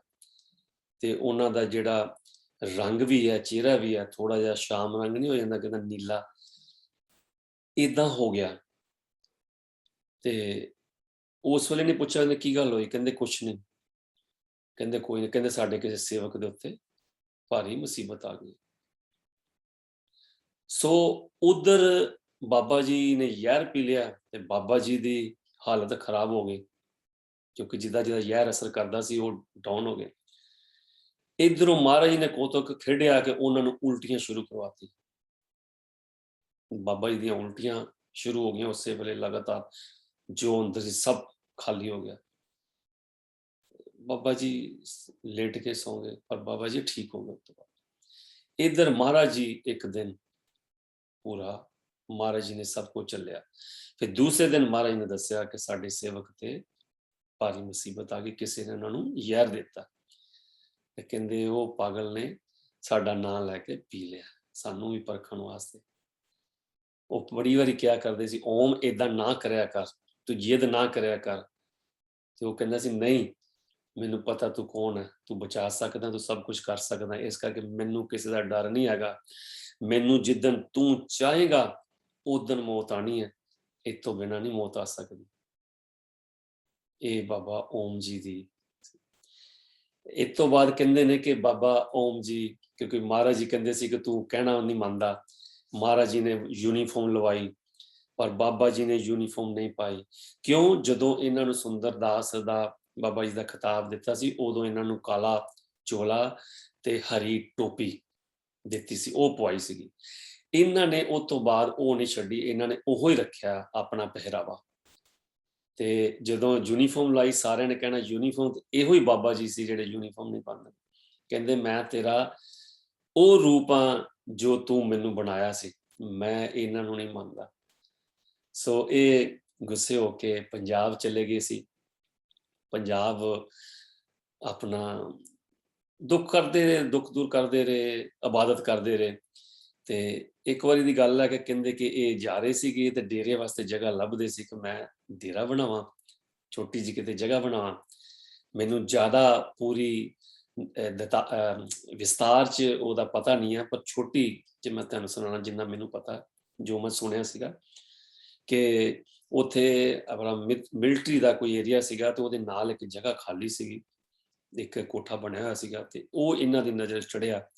ਤੇ ਜਦੋਂ ਪਤਾ ਕੀਤਾ, ਕਹਿੰਦੇ ਕਿ ਉੱਥੇ ਕੋਈ ਦਿਓ ਰਹਿੰਦਾ, ਜਿੰਨ ਰਹਿੰਦਾ, ਜਿੰਨ। ਤੇ ਤੁਹਾਨੂੰ ਪਤਾ ਜਿੰਨ ਜਿਹੜੇ ਦਿਓ ਹੁੰਦੇ ਆ ਉਹ ਪੂਰੀ ਬਹੁਤ ਪਾਵਰਫੁਲ ਹੁੰਦੇ ਆ। ਜਦੋਂ ਉਹਨਾਂ ਕਿਹਾ ਕਿ ਠੀਕ ਹੈ ਤੂੰ ਸਾਂਭ ਸਕਦਾ ਤੂੰ ਲੈ ਲੈ, ਇਹ ਉਹੋ ਹੀ ਕਿ ਵੀ ਚੈਲੰਜ। ਕਹਿੰਦੇ ਲੈ ਮੇਰਾ, ਕਹਿੰਦੇ ਪਿਓ, ਕਹਿੰਦੇ ਜਿਨ੍ਹਾਂ ਦਾ ਵੀ ਜਿੰਨ ਹੈ, ਦਿਓਆਂ ਦਾ ਵੀ ਦਿਓ ਹੈ, ਕਹਿੰਦੇ ਕਿ ਇਹ ਕਿਹੜਾ ਵੱਡਾ ਦਿਓ ਆ। ਸੋ ਇਹਨਾਂ ਨੇ ਆਪਣਾ ਉੱਥੇ ਡੇਰਾ ਲਾਣਾ ਸ਼ੁਰੂ ਕਰਤਾ। ਜਦੋਂ ਇਹ ਉੱਥੇ ਡੇਰਾ ਲਾਇਆ, ਉਹਨੇ ਆਪਣੀ ਕਰਾਮਾਤ ਦਿਖਾਣੀ, ਉਹਨੇ ਇਹਨਾਂ ਨੂੰ ਚੁੱਕ ਚੁੱਕ ਕੇ ਮਾਰਨਾ, ਨੁਕਸਾਨ ਕਰਨਾ, ਕਈ ਕੁਛ ਕਰਨਾ। ਇਹਨਾਂ ਵੀ ਕਹਿਣਾ ਕਿ ਮੈਂ ਨਹੀਂ ਜਾਣਾ ਇੱਥੋਂ, ਮੇਰਾ ਪਿਓ ਵੱਡਾ, ਜਾਏਗਾ ਤਾਂ ਤੂੰ ਜਾਏਗਾ। ਸੋ ਇਹ ਕਾਫੀ ਦੇਰ ਤੱਕ ਹੁੰਦਾ ਰਿਹਾ, ਔਰ ਇਹਨਾਂ ਧੰਨ ਦਰਸ਼ਨ।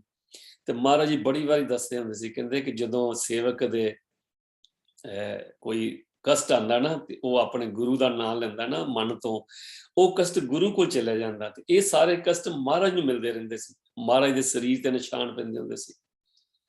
ਸੋ ਇਹ ਹੁਣ ਤੁਹਾਨੂੰ ਅੱਡਨੋ, ਤੁਸੀਂ ਉਹਨੇ ਨੂੰ ਕਿੱਦਾਂ ਸਮਝਦੇ ਹੋ, ਸੱਚ ਮੰਨੋ ਜਾਂ ਨਹੀਂ, ਪਰ ਦਾਸ ਨੂੰ ਮਹਾਰਾਜ ਨੇ ਬਹੁਤ ਮੌਕਾ ਦਿੱਤਾ ਕਲੋਜ਼ ਹੋ ਕੇ ਦੇਖਣ ਦਾ।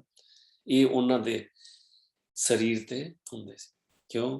ਕਿ ਪਤਾ ਨਹੀਂ ਕਿਹੜੇ ਪਿਛਲੇ ਕੋ ਕਰਮ ਹੋਣਗੇ, ਇਸ ਜਨਮ ਤੋਂ ਮੈਂ ਨਹੀਂ ਕਹਿ ਸਕਦਾ, ਕਿ ਦਾਤੇ ਦੇ ਨਾਲ, ਹਜ਼ੂਰ ਦੇ ਨਾਲ ਖੇਡਣ ਦਾ, ਕੁਸ਼ਤੀ ਕਰਨ ਦਾ, ਕਬੱਡੀ ਖੇਡਣ ਦਾ, ਮਾਲਸ਼ਾਂ ਕਰਨ ਦਾ ਮੌਕਾ ਮਿਲਿਆ। ਇਸ ਕਰਕੇ ਸਰੀਰ ਦੇਖ ਲਈਦਾ ਸੀ, ਇੱਥੇ ਨਿਸ਼ਾਨ ਪਿਆ, ਆਹ ਨਿਸ਼ਾਨ ਕਿੱਥੋਂ ਪਿਆ, ਮਹਾਰਾਜ ਡਿੱਗੇ ਨਹੀਂ, ਇੱਥੇ ਕੀ ਹੋਇਆ। ਸੋ ਤਾਂ ਪਤਾ ਕਿ ਵੀ ਉਹ ਆਪਣੇ ਤੇ ਲੈਂਦੇ ਹੁੰਦੇ ਸੀ। ਤੇ ਕਹਿੰਦੇ ਕਾਫੀ ਇਹ ਜੱਦੋ-ਜਹਿਦ ਉੱਥੇ ਚੱਲਦੀ ਰਹੀ, ਇਹ ਆਪਣਾ ਕਰਦੇ ਰਹੇ, ਉਹ ਆਪਣਾ ਕਰਦੇ ਰਹੇ। ਇੱਕ ਵਾਰੀ ਇਹ ਮੋਟਰਸਾਈਕਲ ਤੇ ਜਾਂਦੇ ਸੀਗੇ ਤੇ ਉਹਨਾਂ ਨੇ ਇਹਨੂੰ ਮੋਟਰਸਾਈਕਲ ਸਮੇਤ ਹੀ ਚੁੱਕ ਕੇ ਮਾਰਿਆ, ਕਿਸੇ ਨੇ ਐਕਸੀਡੈਂਟ ਕਰਾਤਾ, ਕਾਫੀ ਦੇਰ ਹਸਪੀਟਲ 'ਚ ਵੀ ਰਹੇ। ਸੋ ਇਹ ਬਾਬਾ ਜੀ ਓਮ ਜੀ ਦੀ ਇੱਕ ਛੋਟੀ ਜਿਹੀ ਇੰਟਰੋਡਕਸ਼ਨ ਹੈ। ਇਹ ਸਭ ਤੋਂ ਪਹਿਲੇ ਹਜ਼ੂਰ ਮਹਾਰਾਜ ਜੀ ਨੇ ਬਾਬਾ ਜੀ ਬਣਾਏ ਸੀਗੇ ਤੇ ਸਾਡੇ ਮਿਸ਼ਨ 'ਚ 10 ਬਾਬਾ ਜੀ ਜਿਹੜੇ ਹਜ਼ੂਰ ਸਾਹਿਬ ਨੇ ਬਣਾਏ ਸੀਗੇ। ਮੈਂ ਵਾਰੀ-ਵਾਰੀ ਜਿੰਨਾ ਹੈਗਾ ਮੈਂ ਤੁਹਾਨੂੰ ਉਹਨਾਂ ਸਾਰਿਆਂ ਬਾਰੇ ਥੋੜਾ-ਥੋੜਾ ਦੱਸਾਂਗਾ, ਟਾਈਮ ਦੇ ਨਾਲ ਕਹਾਂਗਾ। ਤੇ ਉਹ ਤੋਂ ਬਾਅਦ 3 ਦਾਸ ਜੀ, ਜਿਨ੍ਹਾਂ ਨੂੰ ਮਹਾਰਾਜ ਨੇ ਦਾਸ ਜੀ ਸਜਾਇਆ ਸੀਗਾ ਤੇ ਉਹ ਵੀ ਨੇ। ਅੱਜ ਜੋ ਮਿਸ਼ਨ ਹੈ ਇਹ ਆਪਣੇ ਮਹਾਰਾਜ ਜੀ ਦਰਸ਼ਨ ਦਾਸ ਦੇ ਆਧਾਰ ਤੇ, ਜੋ ਜਿਸ ਤਰ੍ਹਾਂ ਉਹਨਾਂ ਨੇ ਕਿਹਾ ਸੀਗਾ ਕਿ ਇਹ ਜੋ ਮਿਸ਼ਨ ਹੈ ਭਲੇ ਵਾਸਤੇ ਬਣਿਆ, ਲੋਕਾਂ ਨੂੰ ਭਲਾ ਕਰਨ ਵਾਸਤੇ ਬਣਿਆ, ਲੋਕਾਂ ਦਾ ਬੁਰਾ ਕਰਨ ਵਾਸਤੇ ਨਹੀਂ ਬਣਿਆ। ਮਹਾਰਾਜ ਜੀ ਕਹਿੰਦੇ ਸੀ ਅਸੀਂ ਆਪਣੇ ਦਾਤੇ ਕੋਲੋਂ ਇਹ ਮੰਗਿਆ ਕਿ ਕੋਈ ਵੀ ਮੇਰਾ ਗੱਦੀ ਨਸ਼ੀਨ ਭਲੇ ਵਾਸਤੇ ਅਰਦਾਸ ਕਰੇਗਾ, ਭਲੇ ਵਾਸਤੇ ਕਹੇਗਾ ਤੇ ਉਹ ਪੂਰਾ ਹੋਏਗਾ, ਜੇ ਮਨ ਤਨ ਤੋਂ ਕਹੇਗਾ।